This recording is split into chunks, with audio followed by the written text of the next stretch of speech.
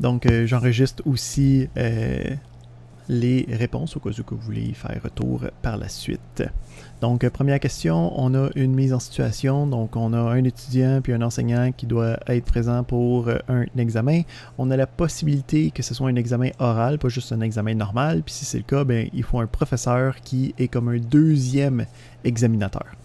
Donc, la réponse dans ce cas-ci, c'était le A, parce qu'on avait l'examen, où c'est qu'on avait l'enseignant, l'étudiant, puis on avait ici la spécialisation, qui était une version spéciale de l'examen oral, qui nous rajoutait un lien vers le professeur. Ici, c'était pas désigné que l'enseignant était le professeur était la spécialisation de l'enseignant, mais puisque toutes les réponses avaient ça dans le choix, tu n'avais comme pas le choix de comme assumer que c'était cette relation-là qui était possible. Donc, le deuxième marche pas parce que pour l'examen oral, il n'y a pas de lien avec l'étudiant. Le C ne marche pas parce que pour un examen oral, tu as deux liens avec un étudiant. Ça fait en sorte qu'il y a comme deux relations avec un étudiant, ou en fait deux étudiants possiblement. Ça ne fonctionne pas, OK? Puis le dernier, ici, ben, on a le include, qui n'est pas une relation ici de spécialisation, mais en plus, on a encore deux fois le lien avec l'étudiant qui fait en sorte que ça ne marche pas encore. Donc, question numéro 2. On a un diagramme qui te demande, OK, c'est qui les combinaisons d'acteurs qui vont communiquer avec F? Donc, avec F, on a seulement le T qui communique directement. On n'a aucun autre lien, parce que le extend, c'est pas une relation qui étend la communication. Puis ici, le T, c'est une spécialisation de R. Ben, la spécialisation ne va pas envoyer qu'est-ce que lui fait à sa version générale. Donc, le seul lien qui existe, il faut faire attention au sens de la flèche. Donc, ici, c'est juste le T qui était le bon. Donc, la seule bonne réponse, c'était le 3. Troisième question, question plus générale, théorique. Donc, quand on parle des cas d'utilisation, quels énoncés caractérisent ces cas d'utilisation-là? Donc, ici, il faut pour chacune décider est-ce que c'est vrai ou faux pour les cas d'utilisation. Donc, on dit les cas d'utilisation précisent des fonctionnalités puis le comportement que le système devrait avoir après son développement. Ben, c'est littéralement le but des diagrammes de cas d'utilisation. Hein? Donc, c'est effectivement la première étape, puis dire c'est ça que je veux faire quand mon système va être fini. Donc, le premier, c'est vrai. Numéro 2, on dit le cas d'utilisation spécifie les processus procédural au sein du système. Ben, ici, c'est faux, celui-là. Parce que le diagramme de cas d'utilisation ne spécifie pas aucunement comment est-ce qu'on est supposé de faire des choses. Quand on parle de processus procéduraux, on s'apparente beaucoup plus à qu'est-ce qui va se passer dans le code, OK? Des processus qui vont être décalés, donc peut-être dans un diagramme de séquence, peut-être dans des affaires de même, dans un diagramme d'activité qu'on va voir après nos vacances, mais dans le diagramme de cas d'utilisation, on est très très loin du code, on est très très loin des processus qu'on va utiliser pour se rendre jusqu'au bout. Donc, ce n'est pas une caractéristique des cas d'utilisation. Donc, pas deux. Numéro 3. Donc, les cas d'utilisation sont dérivés des demandes des clients. C'est totalement vrai. Hein? On a fait le tour qu'on s'est dit, le diagramme de cas d'utilisation, c'était notre premier diagramme qu'on allait faire. C'est celui qu'on allait créer après avoir eu des requis du client, des demandes du client, un document du client. C'est le premier diagramme qu'on fait à l'intérieur d'un processus de développement. Donc, 3, c'est vrai. Le 4, les cas d'utilisation conviennent à la modélisation des interfaces entre deux systèmes. C'est faux. Donc, le diagramme de cas d'utilisation peut dire qu'il y a une interface entre différents systèmes avec la relation habituelle, mais on ne sera pas capable de modéliser cette interface. On ne sera pas capable de dire qu'est-ce qui va se passer dans la communication entre ces deux objets-là, entre ces deux partenaires d'action-là. Donc, la modélisation d'interface, c'est pour d'autres diagrammes qu'on a vus plus tard. Le diagramme de cas d'utilisation, très haut niveau, on n'a pas de modélisation qui vient avec. Numéro 4. On a une mise en situation, puis on veut savoir quels sont les diagrammes ou quel est le diagramme qui représente le mieux cette représentation-là. Donc, on dit qu'on a une saison de football, OK, plusieurs joueurs participent à plusieurs matchs, chaque joueur marque dans chaque match un certain nombre de buts, hein, puis on veut sauvegarder cette information-là. Fait que ici, les réponses possibles, il y en avait deux en fait. Fait que si vous avez choisi soit A ou soit B, les deux sont capables de représenter notre mise en situation. Donc, le B, on utilise une classe associative. Donc, pour dire, pour entre chaque lien de jeu et de joueur, on a le goals, ok, qui peut être à 0 initialement, puis augmenter au fur et à mesure. Puis après ça, ben, on a ici une relation d'appartenance à une relation de composition qui dit que pour une partie, on a des buts qui ont été faits, puis ces buts-là vont avoir été faits par un joueur à la fois. Donc, on a aussi la possibilité d'avoir le A comme représentation. Là, ça dépend de comment tu veux, en fait, sauvegarder ton information. Hein? Donc, ici, ça va être un objet par paire de match joueurs, tandis qu'ici, ça va être un objet par but. Okay? Donc, les deux sont des modélisations correctes, mais il n'y a pas de meilleur entre les deux. Parfait, on continue, on continue. On a numéro 5. On a ici un diagramme de classe, puis à partir de ce diagramme de classe-là, on a une série de diagrammes d'objets possibles. On veut savoir quel diagramme d'objet est bien représenté par le diagramme de classe de la question 5. Fait que si on regarde ici, on peut voir qu'on a une classe abstraite A qui a une spécialisation B. La spécialisation B a un lien 1-1 avec D. Puis la classe abstraite A a un lien 1 étoile avec C. Fait qu'en gros, j'ai pas le droit d'avoir de A. Si j'ai un B, ben, il faut que j'aie un lien avec un D. Puis si j'ai un B, ben, je peux avoir des liens avec des C. Donc, le premier ne marche pas parce qu'on a un A directement. C'est une classe abstraite, ça devrait pas être là. Le B, il est correct. Donc, on a un B qui a un lien avec un D, puis qui a de 0 à une infinité de liens avec des C, c'est fonctionnel. Le C ne fonctionne pas parce que ici on a un lien direct entre C et D. Okay? Donc on n'a pas de lien entre C et D dans notre diagramme de classe. Donc le C ne marche pas. Le D ne marche pas non plus parce que on a un lien, en fait on a encore le même lien entre les C et les D. Fait que c'est la même problématique, il n'y a pas de lien entre C et D, ça ne fonctionne pas. Puis le E non plus ne fonctionne pas parce que quand on a un B, on a dit que le B, il faut qu'il y ait un lien avec le D. Okay, même principe aussi, le D, il faut qu'il y ait un lien avec le B. Donc ici, ça ne reproduit pas qu'est-ce que le diagramme de classe est supposé représenter. Donc la seule bonne réponse, c'était le B. Question numéro 6, question d'ordre général sur l'héritage, okay, la spécialisation, généralisation, superclasse, sous-classe. Donc, 4 affaires, il faut savoir lesquelles qui sont vraies là-dedans. Donc, on dit la sous-classe hérite des propriétés de la superclasse. Ça, c'est vrai. Hein? Donc, c'est le principe fondamental de l'héritage. On hérite à partir de la version générale de la superclasse. C'est vrai. Numéro 2. Une sous-classe ne peut hériter que d'une seule superclasse. Cela, c'est faux. Donc, dans les langages de programmation, c'est peu... ça arrive peu souvent. Okay? Donc, il y a peu de langages modernes qui ont de l'héritage multiple qu'on appelle, mais dans le diagramme UML, on n'est pas limité par les langages de programmation. On est capable de faire de l'héritage multiple. Ça fait en sorte que la caractéristique était fausse. Okay? On peut avoir plus qu'une superclasse. Numéro 3. La sous-classe ne doit pas avoir plus d'attributs que la superclasse. Celui-là aussi, c'est faux. Hein? En fait, c'est un des principes fondamentaux. La sous-classe peut avoir plus d'attributs. Okay? Donc, elle spécialise, elle peut rajouter des éléments qui ne sont pas dans la version générale. Donc, ça fait en sorte que la caractéristique numéro 3, elle est fausse. Ce n'est pas une des caractéristiques des superclasses et sous-classes. Le numéro 4 nous dit une superclasse ne doit pas être abstraite. Ça aussi, c'est faux. Okay? Donc, c'est pas vrai qu'une superclasse ne doit pas être abstraite. Donc, une superclasse peut être abstraite. Une sous-classe n'ayant pas d'autres sous-classes ne doit pas être abstraite, mais la superclasse a le droit d'être abstraite. Donc, le numéro 4 est aussi faux comme dire. Donc, la seule caractéristique qui était vraie dans la liste, c'était la numéro 1. On continue avec nos machines à état. Donc, numéro 7.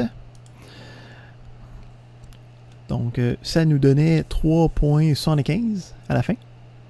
Donc, pour arriver à ça, ok, donc on commence avec 3. On veut arriver à un état stable, fait que la première chose, on rentre dans A, ça fait qu'on est qu'à 4. Dans le A, on a une deuxième machine à état, ça fait qu'on rentre ici, on rentre dans le B. Ok, dans le B, on divise par 2, ça fait qu'on est rendu à 2. Là, on est rendu à notre état stable. On fait E1. Donc, E1, on va sortir de notre B. Ça fait qu'on fait plus 3, on est rendu à 5. On fait notre chemin, on fait l'événement de E1 qui est le X-, on retombe à 4. Puis après ça, on retombe dans notre entry, puis on voit qu'on redivise par 2, on redevient à notre X égale à 2, on est encore dans notre B. On fait notre E2. Donc, notre E2 nous demande de sortir de B. Okay, donc, on fait notre plus 3, ça nous donne 5. On passe notre transition, on fait l'événement de notre transition, on fait notre x2, on est rendu à 10. Puis, on est rendu dans notre C. À ce moment-là, on fait E4, okay, ce qui nous fait tomber à 11. Puis, quand on tombe à 11, qu'est-ce qu'on fait? Ben, on déclenche E6, hein, qui est ici sortir de A pour E6. Ça fait en sorte que je sors de C. Il ne se passe rien. Je sors de A, fait que je passe de 11 à 10. Puis je re-rentre ici dans mon A. Fait que quand je re-rentre dans mon A, je retombe à 11. Puis quand je retombe dans mon B, j'ai mon 11 divisé en 2 qui me donne 5,5. Puis après ça, j'ai un dernier E1. Donc j'ai 5,5 plus 3, ça me donne 8,5. Je passe ici, ça me donne 7,5. Je redivise par 2, ça me donne 3,75. Vous mettrez ça en temps 0.5 sur YouTube si ça a été trop vite. Question numéro 8. On a ici un diagramme, puis on demande quand est-ce que la transition à D va avoir lieu. Donc, si on regarde ici, on a notre C, on a un élément dans C, ok, on a des affaires qui se passent à l'intérieur, on a une fin de machine à état, on a ici une condition de garde, puis on a notre D. Fait qu'on veut savoir quand est-ce qu'on rentre dans D. Pour être capable de répondre à cette question-là, il faut se souvenir. Okay? Donc, si on regarde ici, notre A, ici, là, qui a une transition vers D, pour être capable de faire une transition qui n'a pas d'événement. Il y a un événement implicite qui est la fin ou en fait la stabilisation de l'état courant. Okay? Donc, quand on a notre transition ici, ce que ça voudrait, comment est-ce qu'on ferait pour avoir cette transition-là? Cet événement-là est déclenché quand j'aurais fait ma machine à état, puis je serais rendu à l'état stable de A. Okay? Donc, à la fin de A, donc ici c'est une machine à état dans A, là, fait qu'à la fin de celui-là, c'est là que cet événement-là serait automatiquement déclenché. OK? Donc, pour déclencher des choses qui n'ont pas d'événement, c'est à la fin de notre partie courante. Puis on a une condition de garde hein, qui nous dit que quand on va déclencher cet événement-là, il faut regarder la condition de garde avant de pouvoir faire la transition. Fait qu'on dit dès que la condition de garde est évaluée comme vraie, c'est pas celui-là, okay? Parce qu'on vient de dire que quelque chose qui n'a pas d'événement, c'est juste à la fin de l'état courant que ça va faire quelque chose. Donc, dès que toutes les activités dans A sont terminées et que la condition de garde A est vérifiée, bien ici, c'est pas le cas parce que c'est pas A qui va terminer notre C ici. Là. OK? Donc, c'est pas A qui va terminer notre C, c'est pas donc notre numéro 2. Fait que juste par processus d'élimination, hein, puisqu'il n'y a pas de... On va dire que ça va être 3. Donc, on dit dès que l'état final de B est atteint, hein, donc l'état final de B est atteint, lui, il va transitionner à notre état final de C, hein, de notre sous-machine. Puis lui, il va automatiquement essayer de déclencher cette transition-là. Mais ça va seulement arriver si notre condition de garde est vraie. Donc, c'est seulement si A est plus grand que 5 à ce moment-là qu'on va avoir cette possibilité-là. Donc, c'était 3 qui était la bonne réponse pour le 8. Question numéro 9. On demande de savoir quelles sont les caractéristiques qui représentent une machine à état. Donc, encore une fois, vrai ou faux pour chacun. Donc, on dit que les états un diagramme de machine à état, ça permet de modéliser les états que peut avoir un objet d'une classe. C'est vrai. Hein? On a vu, en fait, un exemple de ça, quand on avait fait notre ventilateur de plafond, là, on avait représenté ça dans un objet, puis le diagramme d'état représentait l'état que l'objet pouvait avoir à n'importe quel moment. Donc le 1, c'était vrai. Les transitions possibles d'un état à un autre, ça fait aussi partie des choses que la machine a été capable de faire. Hein? Donc le 2, c'est aussi vrai. Est-ce que ça modélise les événements qui déclenchent les transitions? Ben oui, effectivement, c'est ça qu'on a dans nos diagrammes de machine à état. Le 3 est aussi vrai. Le 4, les activités exécutées pendant que l'objet se trouve dans un certain état ou pendant une transition. Oui, c'est aussi vrai. Hein? Donc, on a les différentes actions qui peuvent être exécutées, soit en faisant des transitions, soit en état dans l'état directement. Donc, pour le numéro 9, toutes les réponses étaient bonnes. Donc, en fait, il fallait dire que tout était vrai. Il fallait que toutes les sélectionner, c'est pas que n'importe quelle. Question numéro 10. On a ici un diagramme de séquence. Pour le diagramme de séquence, on veut savoir quelles sont les traces possibles. Donc, si on regarde ici le diagramme de séquence, on peut regarder les différentes restrictions qui viennent avec ce diagramme de séquence-là. Donc, on peut voir que A, il faut qu'il soit avant D, que B, il faut qu'il soit avant D, puis que B, il faut qu'il soit avancé.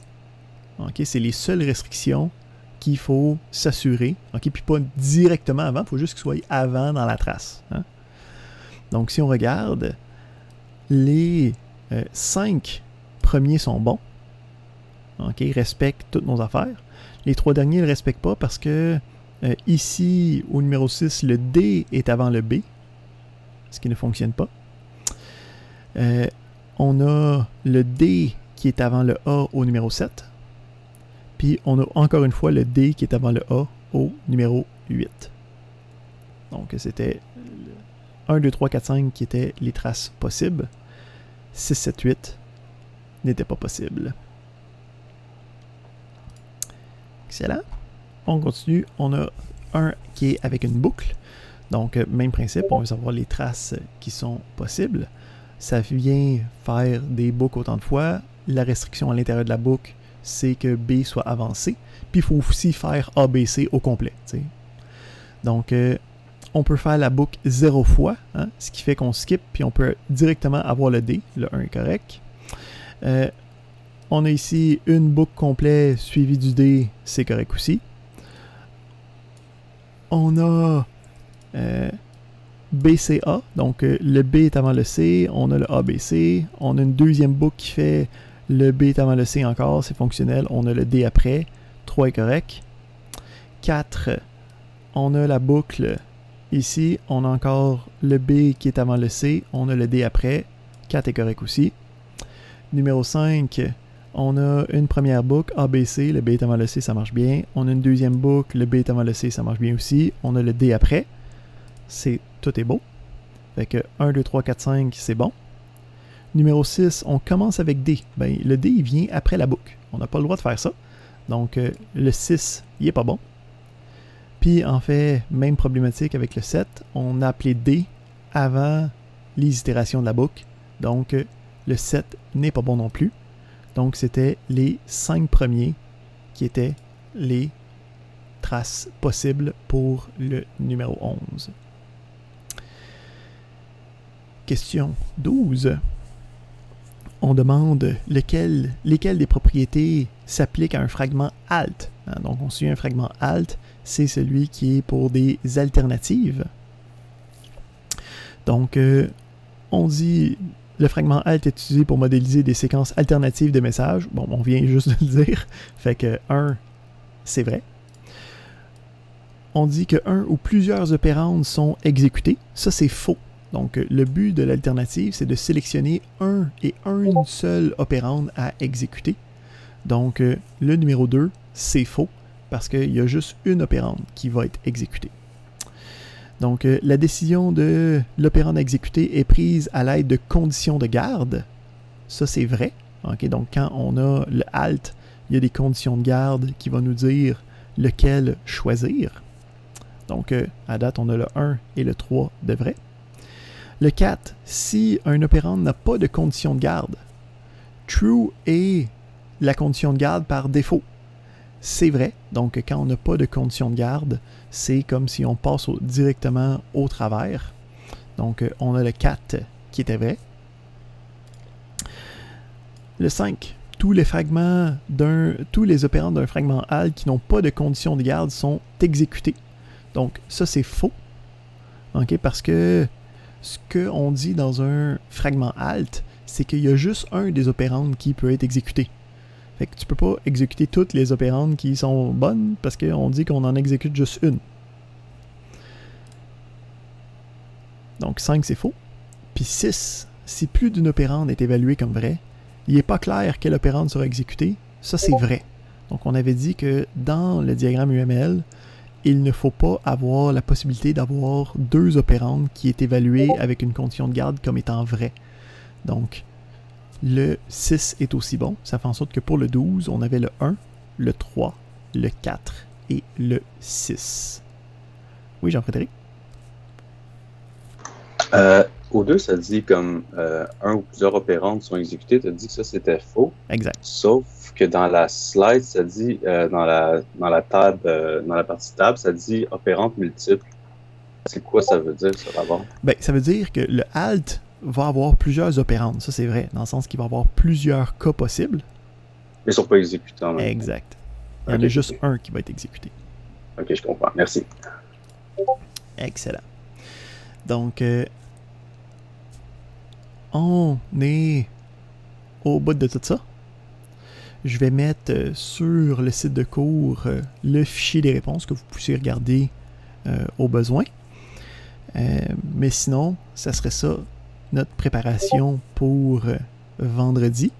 OK, donc, durant la période, je vais pouvoir répondre à des questions de clarification et ainsi de suite. Vous allez avoir jusqu'à la fin de la journée pour remettre votre document de réponse sur Teams. Puis après ça, on va pouvoir partir en vacances la tête claire d'avoir fait notre gros examen. Ce qui va nous rester un petit bloc de cours en revenant des vacances qui va nous permettre de regarder un dernier diagramme puis de faire un dernier petit travail évalué pour ce diagramme-là. Yes, sir. Excellent. C'est bien.